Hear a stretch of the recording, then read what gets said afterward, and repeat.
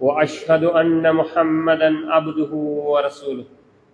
اللهم صل على سيدنا محمد وعلى آله وأصحابه أجمعين. أما بعد، يا أيها الذين آمنوا اتقوا الله حق تقاته ولا تموتن إلا وأنتم مسلمون.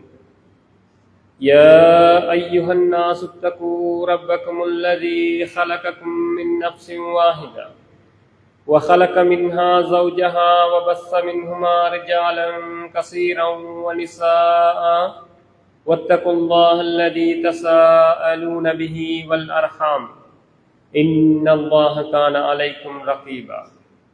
يا أيها الذين آمنوا اتقوا الله وقولوا قولا سديدا يصلح لكم أعمالكم ويغفر لكم ذنوبكم ومن يطع الله ورسوله فقد فاز فوزا عظيما. إن خير الكلام كلام الله وخير الهدي هدي محمد صلى الله عليه وسلم وشر الأمور محدثاتها وكل محدثة بدعة وكل بدعة ضلالة وكل ضلالة في النار. அருளாளன் அன்பு நிறைந்தோன் அல்லாஹுவின் திருநாமத்தால் ஆரம்பம் செய்கின்றேன். உலகை படைத்து பரிபாலிக்கின்ற வல்லநாயன் அல்லாஹுக்கே புகழெல்லாம் உரித்தாகும். அல்ஹம்துலில்லாஹ். அல்லாஹுவின் இறுதி தூதர் முஹம்மது முஸ்தபா ஸல்லல்லாஹு அலைஹி வஸல்லம் அவர்கள் மீதும் அவர்களை பின்பற்றி வாழுகின்ற சஹாபாக்கள், தாபியீன்கள், சாலிகான நல்லடியார்கள் அனைவர் மீதும் சலாத்தும் சலாமும் என்றென்றும் உண்டாவதாக. அல்லாஹுவின் ரஹ்மத்தை நாடி அவனுடைய மகஃபிரத்தை தேடி அவன் இல்லமாம் பள்ளியிலே வந்தமர்ந்திருக்கும் அல்லாஹுவின் நல்லடியார்களே, அல்லாஹுவை பயந்து கொள்ளுங்கள், அவனுடைய கட்டளைகளை ஏற்று நடவுங்கள், அவன் தடுத்தவற்றை தவிர்ந்து கொள்ளுங்கள் என்று எனக்கும் அப்பால் உங்கள் அனைவருக்கும் நல்ல உபதேசம் புரிகின்றேன். அல்லாஹுவின் நல்லடியார்களே, அல்லாஹ் சுப்ஹானஹு வ தஆலா மனித சமூகத்துக்கு இன்னோர் அருட்கொடைகளை, நிஅமத்துக்களை வழங்கி இருக்கின்றான். அவனுடைய அருட்கொடைகள் எண்ணி கணக்கிடப்பட முடியாதவை என்பதையும் அருள்மறையிலே நினைவுபடுத்துகின்றான். அல்லாஹ்வுடைய அருட்கொடைகளை நீங்கள் எண்ணி கணக்கிட்டால் உங்களால் அதனை அடைந்து கொள்ள முடியாது என்று அவனுடைய அருட்கொடைகளின் எல்லையை நினைவுபடுத்துகின்றான். அத்தகைய அருட்கொடைகளில் பிரதானமானதொரு அருட்கொடையாக, ஆரம்பமான அருட்கொடையாக அல்லாஹ் சுப்ஹானஹு வ தஆலா மனிதனுக்கு கொடுத்திருக்கின்ற சிந்திக்கின்ற ஆற்றலை, அறிவை நாங்கள் அடையாளப்படுத்தலாம். ஏனென்றால் அல்லாஹ் சுப்ஹானஹு வ தஆலா முதல் மனிதர் ஆதம் அலைஹிஸ்ஸலாம் அவர்களை படைத்தது பற்றி அருள்மறையிலே பேசுகின்ற போது, அதனை அறிமுகப்படுத்துகின்ற போது, வஅல்லம ஆதமல் அஸ்மாஅ குல்லஹா, ஆதமை படைத்து அவருக்கு உலகிலுள்ள அனைத்து பொருட்களினதும் பெயர்களை கற்றுக் கொடுத்தான் என்றுதான் அவர்களது படைப்பை அல்லாஹு தஆலா அறிமுகப்படுத்துகின்றான். அவர்களை படைத்து அனைத்து பொருட்களின் பெயர்களையும் கற்றுக் கொடுக்கின்றான். அதற்கு பிறகுதான் மலக்குகளின் சன்னிதானத்துக்கு அவர்களை அழைத்து வருகின்றான். ரசூலுல்லாஹி ஸல்லல்லாஹு அலைஹி வஸல்லம் அவர்களுக்கு ஹிராவிலே அருள்மறை அல் குர்ஆனின் ஆரம்ப வசனங்களை அறிமுகப்படுத்துகின்ற ஜிப்ரீல் அலைஹிஸ்ஸலாம் அவர்கள் அல்லாஹ்வுடைய தூதரை முதல் தடவை சந்திக்கின்ற வஹியின் முதலாவது வார்த்தையை நபி அவர்கள் காணுகின்ற அந்த ஆரம்ப நிகழ்வும் அறிவோடு இணைந்ததாக அமைந்திருப்பதை நாங்கள் பார்க்கின்றோம். ரசூலுல்லாஹி ஸல்லல்லாஹு அலைஹி வஸல்லம் அவர்களுக்கு ஜிப்ரீல் அலைஹிஸ்ஸலாம் அவர்கள் ஓதி காண்பித்த அந்த 5 வசனங்களும் அல்லாஹ்வுடைய படைப்பையும் அவன் கொடுத்த அறிவையும் நினைவுபடுத்துகின்றவனாக அமைகின்றன. இக்ரா பிஸ்மி ரப்பிக்கல்லதீ ஹலக், படைத்த உங்கள் இறைவனின் பெயரால் ஓதுவீராக. ஹலக்கல் இன்சான மின் அலக், அவன் மனிதனை இரத்த கட்டியிலிருந்து படைத்தான் என்று மனித படைப்பை அறிமுகப்படுத்திய ஜிப்ரீல் அலைஹிஸ்ஸலாம் அவர்கள் அடுத்த வார்த்தையை ஓதி காண்பிக்கிறார்கள். இக்ரா வரப்புக்கல் அக்ரமுல்லதி அல்லம பில் கலம், ஓதுவீராக உங்களுடைய இறைவன் சங்கையாளன். அல்லம பில் கலம், அவன் பேனாவை கொண்டு கற்பித்தான். அல்லமல் இன்சான மாலம் யஅலம், மனிதர்களுக்கு அவன் அறியாத அனைத்தையும் கற்றுக் கொடுத்தான் என்று அந்த வஹியின் ஆரம்ப வரிகள் பேனாவை கூட நினைவுபடுத்தி பேனாவினால் மனிதனுக்கு கற்றுக் கொடுத்தான் என்ற அந்த தகவலை சொல்லி ஜிப்ரீல் அலைஹிஸ்ஸலாம் அவர்கள் சென்று விடுகிறார்கள்.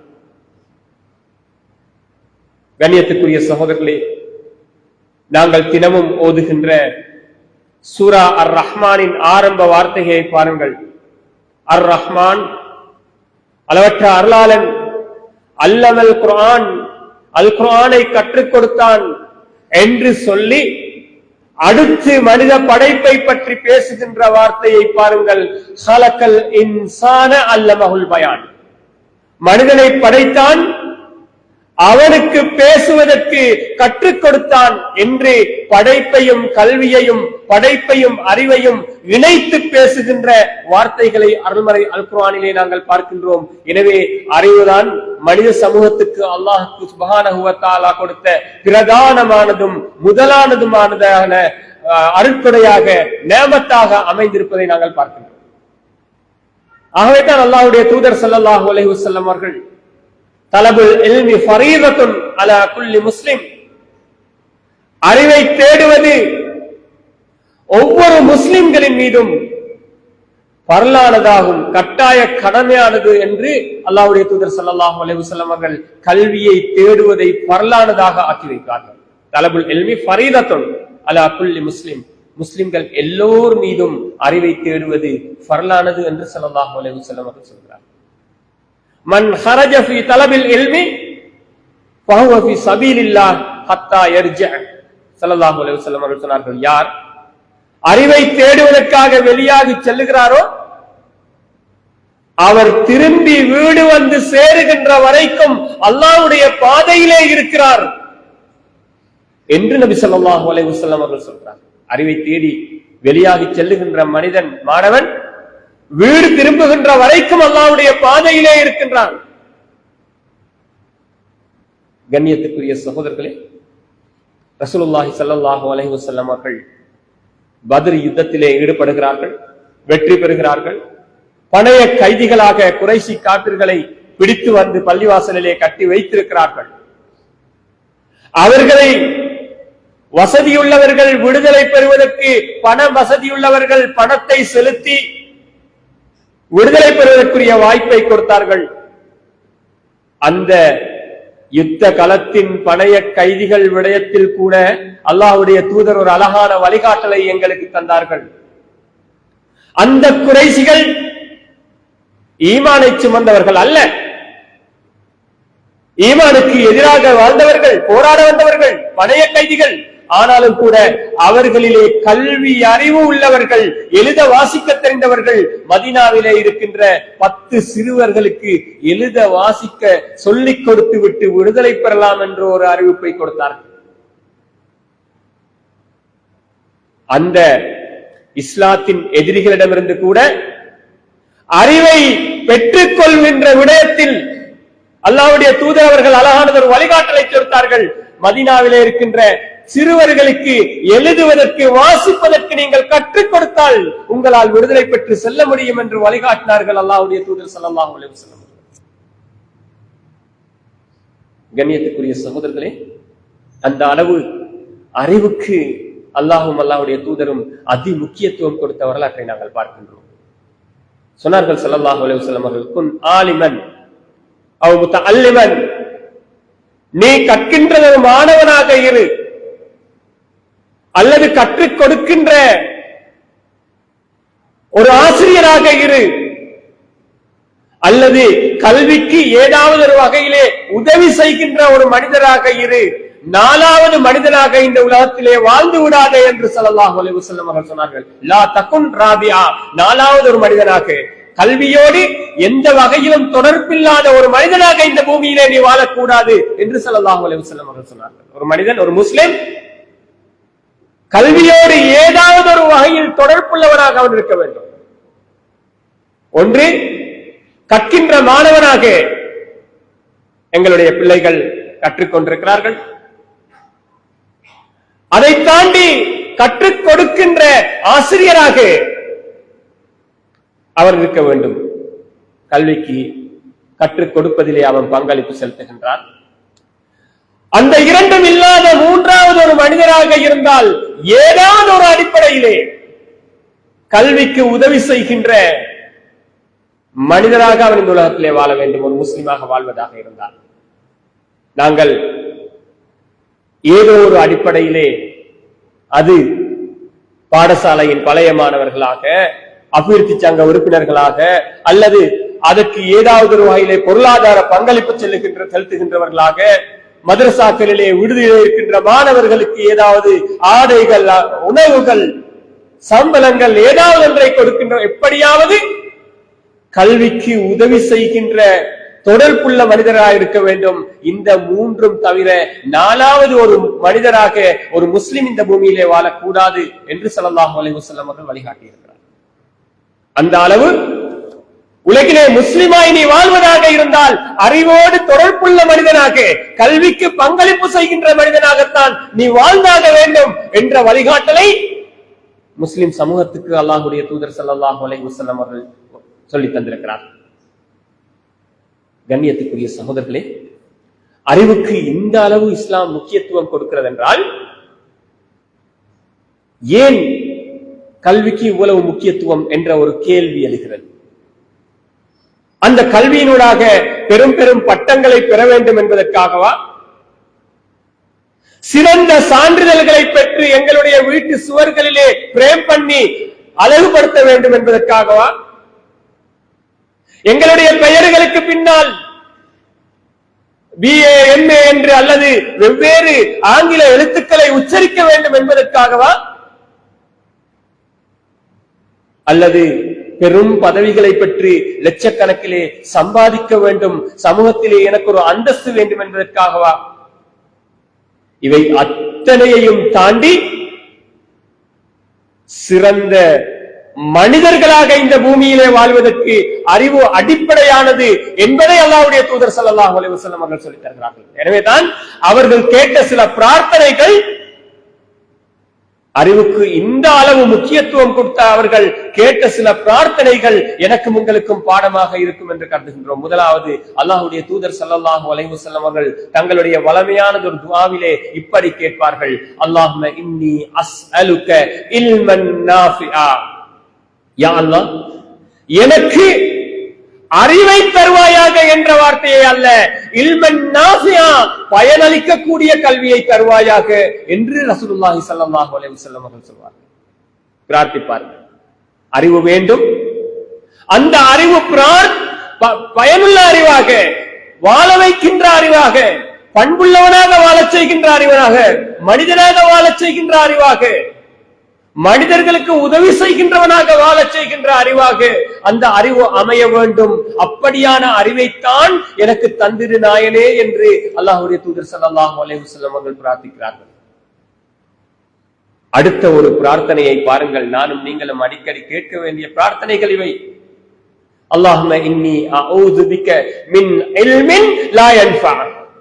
அல்லாஹ்வுடைய தூதர் அவர்கள் கேட்கிறார்கள், யா அல்லாஹ் எனக்கு என்னை பிரயோசனம் அளிக்காத கல்வியை விட்டு பாதுகாப்பாயாக என்று ரசூலுல்லாஹி ஸல்லல்லாஹு அலைஹி வஸல்லம் அவர்கள் கேட்கிறார்கள். முதலாவது பயனளிக்கக்கூடிய கல்வியை தா என்று கேட்கிறார்கள். அடுத்த துஆ பயன் அளிக்காத கல்வியை விட்டு என்னை பாதுகாத்திரு என்று கேட்கிறார்கள். அப்படி என்றால் வெறுமனே பட்டங்களுக்காக அறிவை பற்றி பேசவில்லை. அந்த அறிவு சமூகத்துக்கு பயனளிக்க வேண்டும், அந்த அறிவு அவருக்கு பயனளிக்க வேண்டும், அந்த அறிவு அவரை சொர்க்கத்தை நோக்கி அழைத்து செல்ல வேண்டும், அந்த அறிவு அவனை பண்பாடு மிக்க மனிதனாக வாழச் செய்ய வேண்டும். இல்லை என்றால் அந்த அறிவை அல்லாஹ்வுடைய தூதர் ஸல்லல்லாஹு அலைஹி வஸல்லம் அவர்கள் போற்றி புகழவில்லை. ஒரு மனிதனுக்கு அறிவு பிரயோசனம் அளிக்கவில்லை என்றால், அவன் படித்த அறிவால் எந்த பிரயோசனமும் இல்லை என்றால் அந்த அறிவு இல்லாமலே இருந்திருக்கலாம் என்று ரசூலுல்லாஹ் விரும்புகிறார்கள். எனவேதான் அத்தகைய அறிவை விட்டு என்னை பாதுகாப்பாயாக என்று கண்ணியத்துக்குரிய சகோதரர்களே அல்லாஹ்வுடைய தூதர் அவர்கள் பிரார்த்தனை செய்கிறார்கள். நாங்கள் பார்க்கிறோம், இன்று உலகிலே மிகப்பெரிய அறிஞர்களாக யூதர்கள் இருக்கிறார்கள். அவர்களுடைய அறிவு என்ன பிரயோசனத்தை கொடுத்தது? முழு மனித சமூகத்தையும் அழிக்கின்ற, அழிவுக்குட்படுத்துகின்ற, இரத்தம் சிந்துகின்ற பயங்கரமான மோசமான அறிவாக அவர்களுடைய அறிவு உலகத்துக்கு மாறியது. அப்படியான அறிவை விட்டுதான் அல்லாஹ்வுடைய தூதர் அவர்கள் பாதுகாவல் தேடியிருக்கிறார். இன்னும் ஒரு பிரார்த்தனையை ரசூலுல்லாஹி ஸல்லல்லாஹு அலைஹி வஸல்லம் அவர்கள் அடிக்கடி கேட்பார்கள். அல்லாஹும்ம அரினல் ஹக்க ஹக்கன் வர்ஸுக்னா இத்திபாஅ. யா அல்லாஹ், எங்களுக்கு ஹக்கை, உண்மையை, சரியான பாதையை, நேரான பாதையை சரியாக காட்டித் தருவாயாக என்று பிரார்த்தித்த நபி அவர்கள் அதனோடு அந்த வார்த்தையை முடிக்கவில்லை. வர்ஸுக்னா இத்திபாஅ, எங்களுக்கு ஹக்கை, உண்மையை, சரியானதை சரியாக காட்டித்தா என்று சொன்ன ஸல்லல்லாஹு அலைஹி வஸல்லம் அவர்கள் அதனை பின்பற்றுவதற்கும் எனக்கு வழிகாட்டு யா அல்லாஹ் என்று துஆ செய்கிறார்கள். வ அரினல் பாத்தில பாத்திலன், பாத்திலை, பிழையை, அநியாயத்தை, அக்கிரமத்தை அநியாயமாக, பிழையாக, அக்கிரமமாக எனக்கு காட்டித் தந்திரு. வர்ஸுக்னா இஜ்தினாபா, காட்டித்தாரது மட்டுமல்ல, அந்த அநியாயத்தை, பிழையை, பாவத்தை விட்டும் விலகி வாழவும் எங்களுக்கு அருள் புரிந்திடு என்று ரசூலுல்லாஹி ஸல்லல்லாஹு அலைஹி வஸல்லம் அவர்கள் துஆ கேட்கிறார்கள். சரியானதை சரியாக காட்டித் தந்து அதனை பின்பற்றுவதற்கும் வழிகாட்டு என்று கேட்டார்கள். பிழையானதை பிழையானதாக எங்களுக்கு சொல்லித் தந்து அதனை விட்டு ஒதுங்கி வாழவும் வழிகாட்டு என்று பிரார்த்தனை செய்தார்கள். அப்படியான அறிவைத்தான், நல்லதை அறிந்து நல்லபடி வாழ்வதற்கும், தீயதை அறிந்து அந்த தீயதை விட்டு உலகுவதற்கும் தான் அறிவு தேவை என்பதை அல்லாஹ்வுடைய தூதர் ஸல்லல்லாஹு அலைஹி வஸல்லம் அவர்கள் எங்களுக்கு காட்டித் தந்திருக்கிறார்கள். எனவே கண்ணியத்துக்குரிய சகோதரர்களே, அறிவின் பரக்கத் அந்த அறிவை பின்பற்றுவதிலே இருக்கிறது. மன் அமில பிமா அலிம அல்லமஹுல்லாஹு மா லம் யஅலம் ஸல்லல்லாஹு அலைஹி வஸல்லம் அவர்கள் சொன்னார். யார் கற்ற விடயங்களை கொண்டு, தான் கற்ற விடயங்களை வைத்து வாழ்க்கையை செயல்படுத்துவாரோ, வாழ்வை கொண்டு செல்வாரோ, அவர் அறியாத விடயங்களை எல்லாம் அல்லாஹு தஆலா அவருக்கு கற்றுக் கொடுப்பான் என்று ஸல்லல்லாஹு அலைஹி வஸல்லம் அவர்கள் சொன்னார்கள். அறிவு எங்களை வாழ வைக்க வேண்டும், மனிதர்களாக வாழ வைக்க வேண்டும், பண்பு மிக்கவர்களாக வாழ வைக்க வேண்டும், இரக்கமுள்ளவர்களாக வாழ வைக்க வேண்டும், அடுத்தவர்கள் மீது அன்பு காட்டுகின்ற நல்ல பண்பு மிக்கவர்களாக எங்களை வாழச் செய்ய வேண்டும். அத்தகைய அறிவை இந்த உலகத்திற்கு அல்லாஹ்வுடைய தூதர் ஸல்லல்லாஹு அலைஹி வஸல்லம் அவர்கள் கேட்டார். அல்லது பேருக்கும் பெருமைக்கும் அல்லது பட்டம் பதவிகளுக்காக, உழைப்புக்காக மாத்திரம் அறிவை தேடுகின்ற வழியை அல்லாஹ்வுடைய தூதர் ஸல்லல்லாஹு அலைஹி வஸல்லம் அவர்கள் எந்த இடத்திலும் காட்டித் தரவில்லை. மேலான சகோதரர்களே, அதே நேரம் அறிவை பொறுத்தவரை அந்த அறிவு மிக பண்புள்ள மனிதர்களை உருவாக்க வேண்டும். ஹஜ்ரத் அலி ரலியல்லாஹு அன்ஹு அவர்கள் சொல்லுகின்ற ஒரு வார்த்தை உலகிலே அறிவுக்கு கொடுக்கின்ற மரியாதைக்கு மிகப்பெரிய சான்றாக அமைகிறது. ஆனா அபுது மன் அல்லமனி ஹர்ஃபன் வாஹிதன் இன்ஷா அபா வ இன்ஷா ஆதக. ஹஜ்ரத் அலி ரலியல்லாஹு அன்ஹு அவர்கள் சொல்கிறார்கள், நான் எனக்கு ஒரே ஒரு வார்த்தையை கற்றுத்தந்த மனிதனுக்கு அடிமையாக இருக்கிறேன். இந்த உலகத்திலே மிகப்பெரிய பட்டங்களை அல்ல, பெரும் பெரும் பதவிகளை அல்ல, பாடங்களை அல்ல, ஒரே ஒரு ஹர்ஃபை, எழுத்தை எனக்கு ஒருவர் கற்றுத் தந்திருந்தாலும் அவருக்கு நான் அடிமையாக இருக்கிறேன். அவர் நினைத்தால் என்னை உரிமையிடட்டும் அல்லது விட்டுவிடட்டும் என்று கலீஃபா அலி ரலியல்லாஹு அன்ஹு அவர்கள் சொல்கிறார்கள், கண்ணியத்துக்குரிய சகோதரர்களே, ஒரே ஒரு வார்த்தை, ஒரே ஒரு எழுத்து ஹர்ஃபை சொல்லித் தந்தவருக்கு நான் அடிமை என்றால், அறிவை கற்றுத்தந்து தருகின்ற மனிதர்கள் எவ்வளவு உன்னதமானவர்கள், உயர்ந்தவர்கள். அறிவு ஒரு பரக்கத்தானது என்றால், அறிவு அல்லாஹ்வுடைய மிகப்பெரிய அருள் என்றால், அதனை சுமந்தவர்கள் பாக்கியசாலிகள். அதனை வெறுமனே சுமந்து கொண்டிருப்பவர்களை விட அதை பிறருக்கு கற்றுக் கொடுப்பவர்கள், சொல்லிக் கொடுப்பவர்கள், அல்லாஹ்வுடைய அருளை சுமந்தவர்கள். எனவேதான் நீ ஆலிமாக இரு, கற்றுக் கொடுப்பவனாக இரு, அல்லது கற்பவனாக இரு என்று ஸல்லல்லாஹு அலைஹி வஸல்லம் அவர்கள் சொன்னார்கள். எனவே தான் அலி ரலியல்லாஹு அன்ஹு அவர்களும் அந்த வார்த்தையை உபயோகிக்கிறார். கல்வி,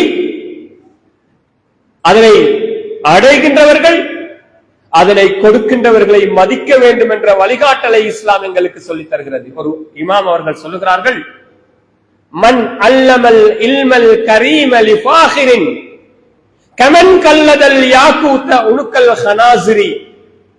யார் மகத்துவம் நிறைந்த, கண்ணியம் நிறைந்த இந்த கல்வியை பண்பில்லாத, பணிவில்லாத, அகங்காரம் பிடித்த ஒருவருக்கு கற்றுக் கொடுக்கிறாரோ, அந்த அறிவு கமன் கல்லதல் யாக்கூத உனுக்கல் ஹனாசிரி, பன்றியின் கழுத்திலே முத்து மாலையை போட்டது போல என்று ஒரு இமாம் தன்னுடைய கவிதையிலே சொல்லுகிறார்கள். அறிவு முத்து மாலையை போல மகத்தானது, உயர்வானது, கண்ணியம் மிக்கது. ஆனால் அது, அந்த முத்து மாலை என்பது யாருடைய கழுத்துக்கு செல்ல வேண்டுமோ அந்த இடத்தில் இருந்தால் அது அழகாக பெருமதி வாய்ந்ததாக இருக்க போகிறது. அவர்கள் சொல்கிறார்கள், இந்த மகத்தான கல்வியை பண்பில்லாதவருக்கு, பண்பாடு தெரியாதவருக்கு, அகங்காரம் பிடித்தவருக்கு கற்றுக் கொடுப்பது என்பது ஒரு பன்றியின் கழுத்திலே முத்து மாலையை போடுவது போல என்று சொன்னார்கள் என்றால், மேலான சகோதரர்களே, பெரியார்களே, அறிவு, அதனை கற்கின்றவர்கள், அதனை சுமக்கின்றவர்கள் சுமக்கின்ற போது பண்பையும் சேர்த்து சுமக்க வேண்டும், பண்பாட்டையும் சேர்த்து சுமக்க வேண்டும், பணிவையும் சேர்த்து சுமக்க வேண்டும். அந்த அறிவு பண்பாட்டையும் பணிவையும் சிறந்த ஒழுக்கத்தையும் சீரிய நடத்தைகளையும் சேர்த்து அவனுக்கு கொடுக்கின்ற போதுதான் அந்த அறிவுக்கு ஒரு மகத்துவம் இருக்கிறது. மேலான சகோதரர்களே, இன்னும் ஒரு பேரறிஞர் தன்னுடைய ஒரு கவிதையிலே இப்படி சொல்லுகிறார், லவ் கான லில் இல்மி மின் தூனி துகா ஷரஃபுன். அறிவுக்கு பண்பாடு இல்லாமல், பணிவு இல்லாமல், ஒழுக்கம் இல்லாமல், இறைச்சம் இல்லாமல் சிறப்பு இருக்கும் என்று சொன்னால், லகான அஷ்ரஃபு ஹல்கில்லாஹி இப்லீசு. உலகிலே மிகச்சிறந்த படைப்பாளனாக இப்லீஸ் தான் இருப்பான் என்று சொன்னார்கள். ஏனென்றால் அல்லாஹ்வுடைய சன்னிதானத்திலே, மலக்குகளுடைய சன்னிதானத்திலே இப்லீஸை பொறுத்தவரை அல்லாஹு தஆலா மிகப்பெரிய அறிவை கொடுத்திருந்தான், ஆற்றலை கொடுத்திருந்தான். அந்த ஆற்றலை வைத்துதான் இன்றும் எங்களை வழிவெடுத்துக் கொண்டிருக்கிறான். அறிவுக்கு பண்பாடும் பணிவும் இல்லாமல், ஒழுக்கமும் உயர்வும் இல்லாமல் சிறப்பிருக்கும் என்று சொன்னால் மிகச்சிறந்த படைப்பாளனாக இப்லீஸ் தான் இருப்பான் என்று அந்த இமாம் அழகாக சொல்கிறார்கள். லவ் கான லில் இல்மி மின் தூனி துகா ஷரஃபுன். அறிவுக்கு பண்பாடும் பணிவும் ஒழுக்கமும் இல்லாமல் சிறப்பு இருக்கும் என்று சொன்னால் லகான அஷ்ரஃபு ஹல்கில்லாஹி இப்லீஸ். இப்லீஸ் தான் மிகச்சிறந்த படைப்பாளனாக இருப்பான் என்று அவர்கள் சொல்லுகிறார்கள். மேலான சகோதரர்களே, அறிவிலே எங்களுடைய பிள்ளை 9A எடுத்தார் என்பது சிறப்பல்ல, சிறந்த பெருப்பேரை பெற்றார் என்பது சிறப்பல்ல. உயர் தரத்திலே 3லும் A எடுத்தார், பல்கலைக்கழகத்துக்கு முதல் தரத்திலே போனார் என்பதில் சிறப்பல்ல, சிறப்புதான் அந்த பிள்ளை பெற்றோரை மதிக்கின்ற பிள்ளையாக, ஆசிரியர்களை கண்டால் தலை குனிகின்ற பிள்ளையாக, அலி ரலியல்லாஹு அன்ஹு அவர்கள் சொன்னது போல ஒரு எழுத்தையாவது சொல்லித் தந்தவரை மதிக்கின்ற பிள்ளையாக இருந்தால் அந்த அறிவுக்கு மகத்துவம் இருக்கிறது, அந்த ரிசல்ட்டுக்கு ஒரு கண்ணியம் இருக்கிறது.